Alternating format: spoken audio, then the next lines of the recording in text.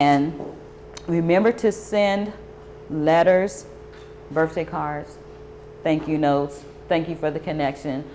So your sample networking letter, this is in your packet. So just go over, if you go to the second paragraph where it says, I greatly appreciate your help in any capacity to assist me in making a connection to someone for a lead. But look at the bottom where she says, also, I'm available to volunteer 1 hour on any Saturday morning to teach children reading. So on your networking letter, just as if you were in person, you are going to say what you're available to do or to give to that person in exchange for keeping you in remembrance for the job or the connection once you get into that network. So definitely it is an exchange of information, but it's not self-centered when you're going into the network. So you want to remember to also to draw on what skills you have so that you can present that to your network.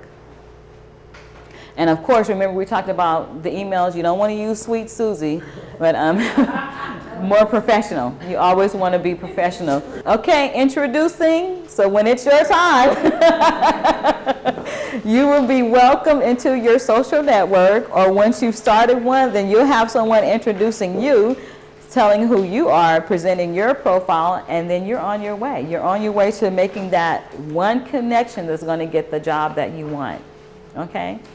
Now that is the end of our presentation. So here, picture yourself here and picture yourself with your profile already remembered, and you're going to recite it as if you're getting paid for it. Because if you know that there's a benefit from this, you're going to do exceptionally well when you make your introduction. Okay? So thank you all for coming.